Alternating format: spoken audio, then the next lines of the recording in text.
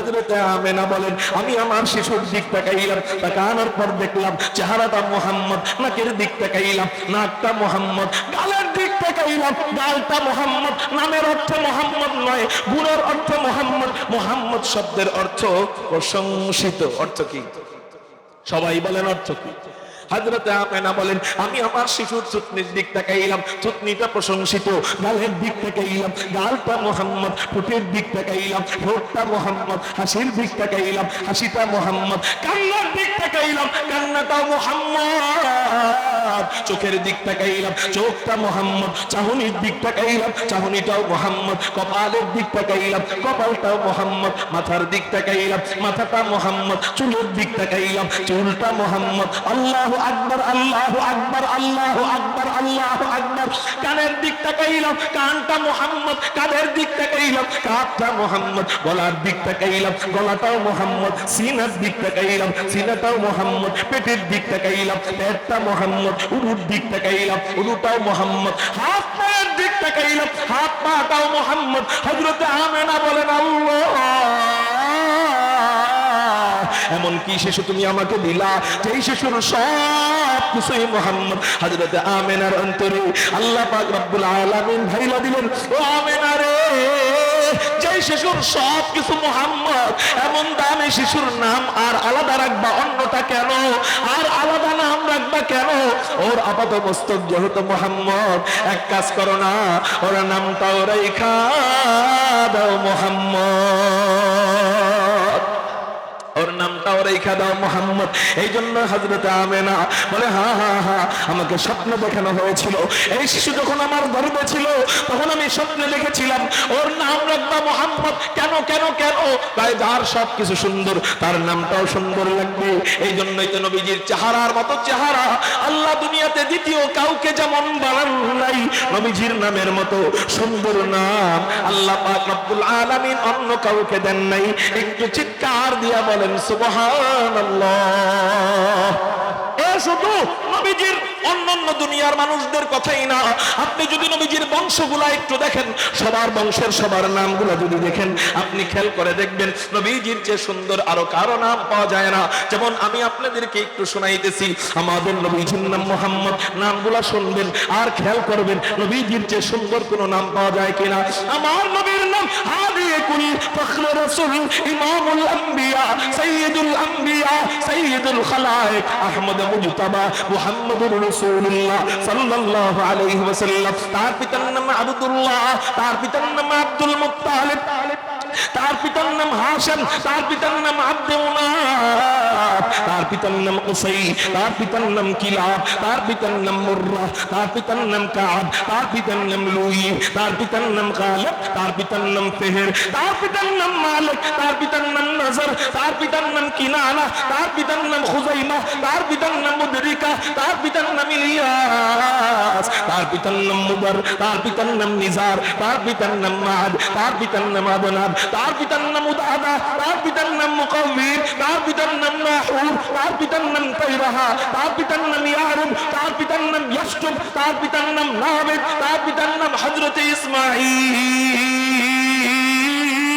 তার পিতার নাম আবুনা হযরতে ইব্রাহিম আলাইহিমুস সালাতু ওয়াস সালাম। এই হলো আমার নবীজির বংশধারার সংক্ষিপ্ত রূপ বললাম। বড় বড় মেহমানরা ডাইনে বামে চলে আসছে, এই যে আপনাদের সামনে বসা। আল্লাহু আকবার।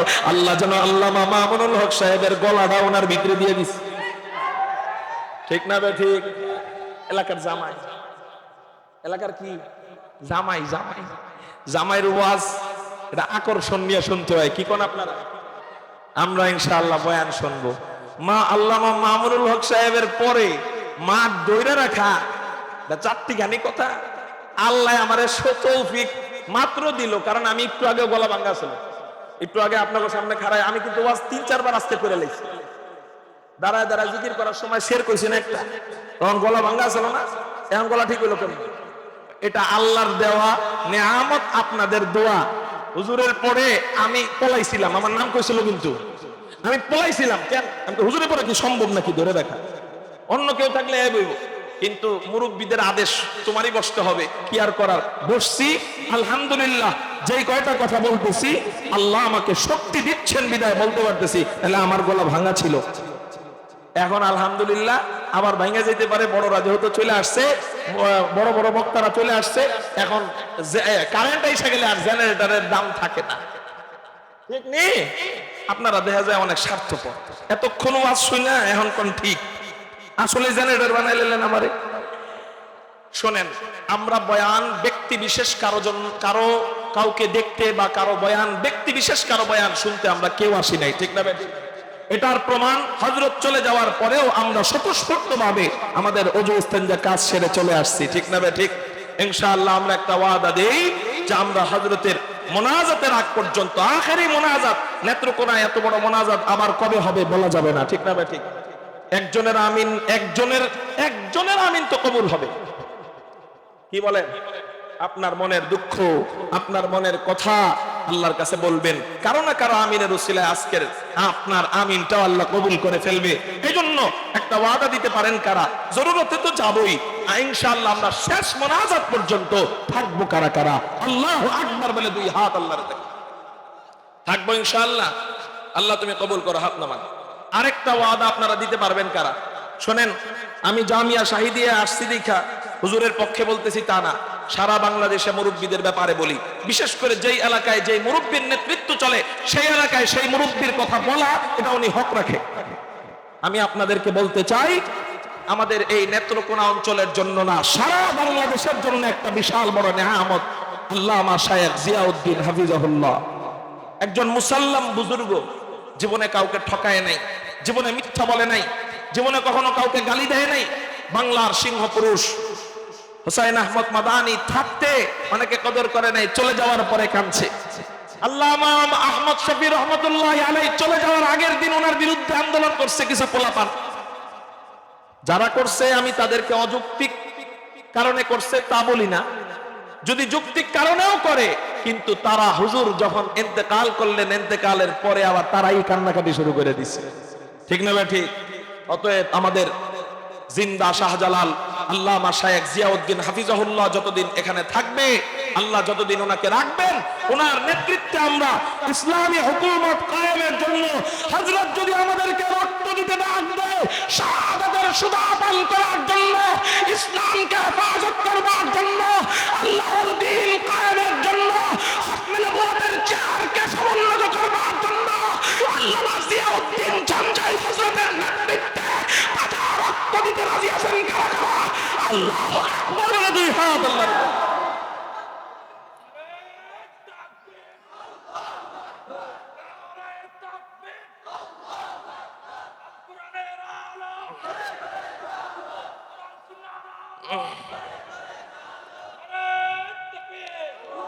এটা শুধু মুখে না, বাস্তবেও দেখাবো ইনশাআল্লাহ।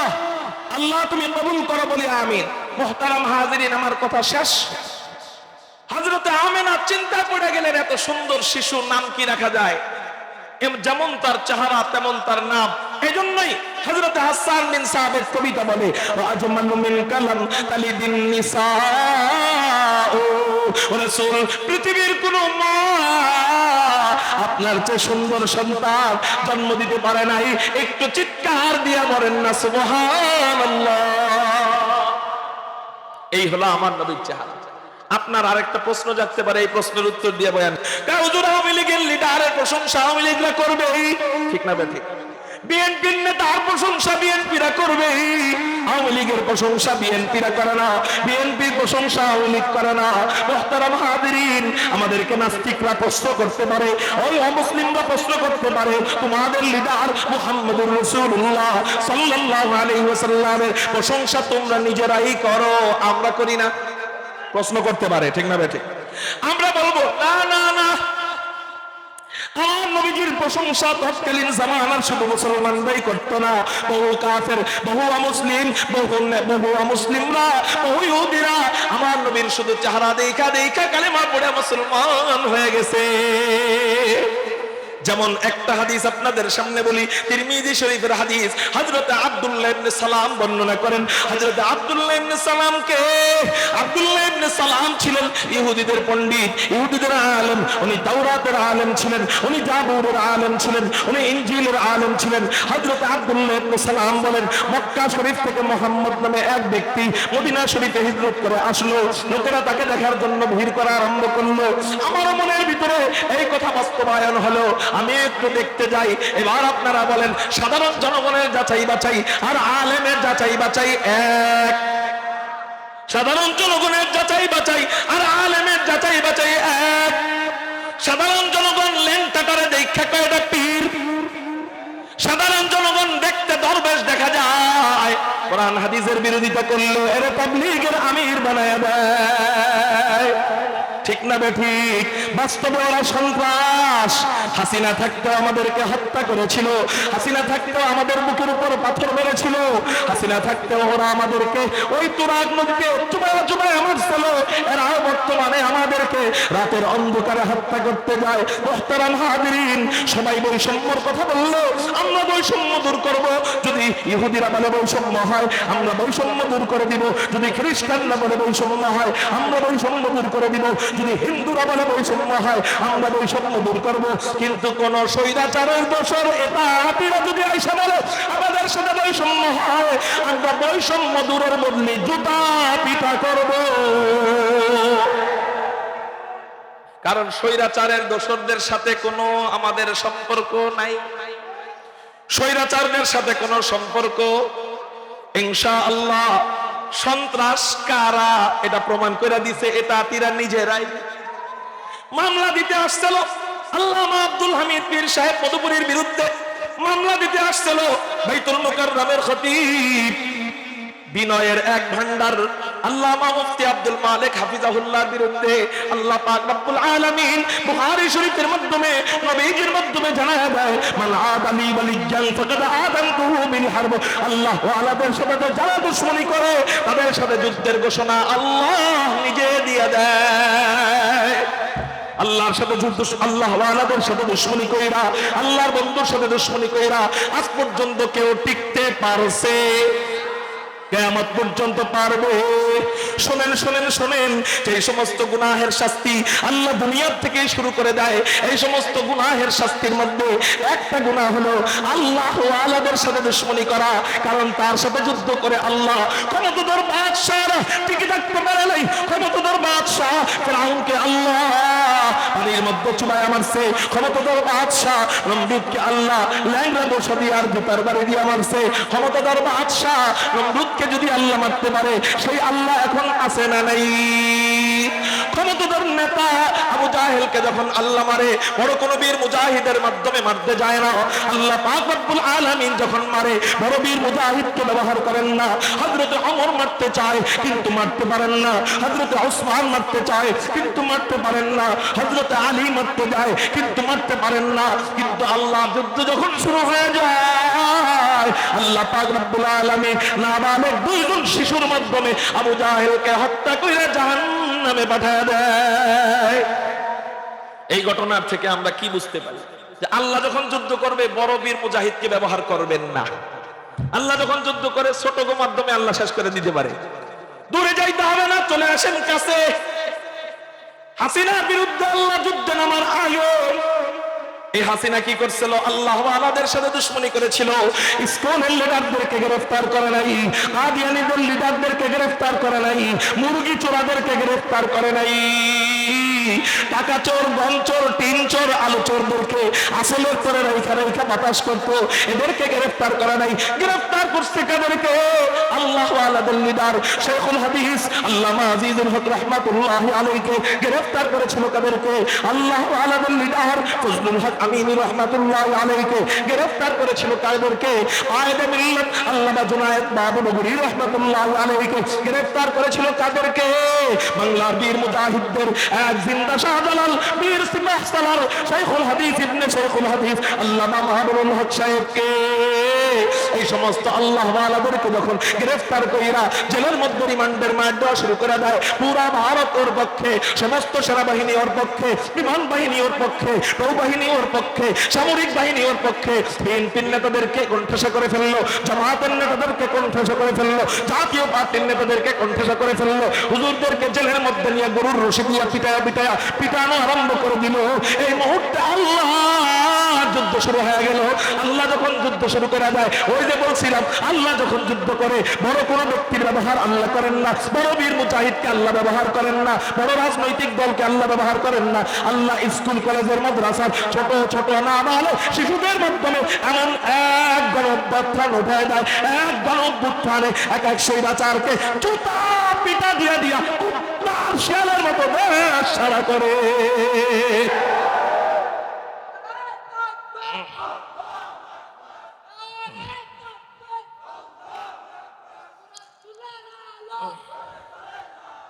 এগুলা কেন কেন কেন? কত মানুষ নামাজ পড়ে না, এত বড় অপমানিত হয় না, কত মানুষ রোজা রাখে না, এত বড় অপমানিত হয় না, কত মানুষ চুরি করে, এত বড় অপমানিত হয় না, কিন্তু তোরা এত বড় অপমানিত হস কেন? একমাত্র কারণ মানে আদালি ওয়ালিয়ান ফাকাদ আদানতুহু বিল হারব, আল্লাহ ওয়ালাদের সাথে দুশমনির পরিণাম।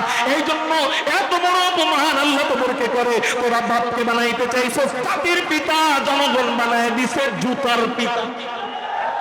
আমি আর একটু বাড়ায় বলবো, জনগণ শুধু জুতার পিতা বানাইছে আর পিচ্ছি পোলাপান বানায় দিছে মুতের পিতা।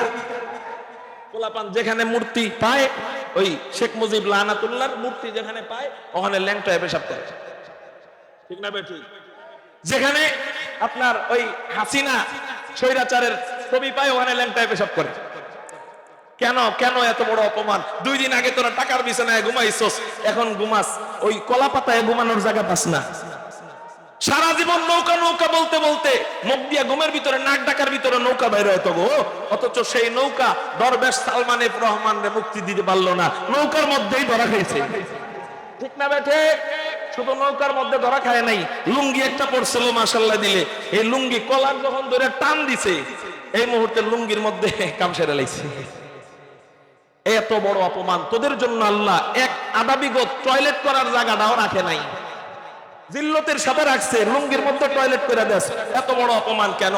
আর কিচ্ছু না, একমাত্র কারণ উলামায়ে কেরামদের সাথে দুশমনি করার পরিণাম, আল্লাহ ওয়ালাদের সাথে দুশমনি করার পরিণাম।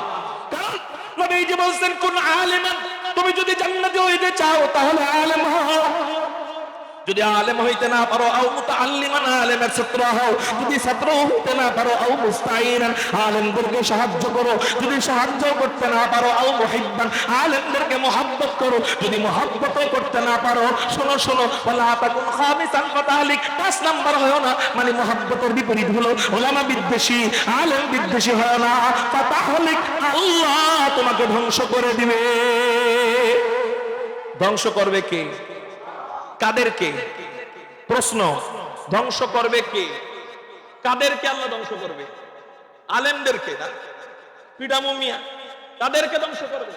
আলেম বিদ্বেষীদেরকে, ঘুষের সাথে জোশের সাথে হুঁশ রাখতে হয়, তাদেরকে বলেন আলেম বিদ্বেষীদেরকে ধ্বংস করবে।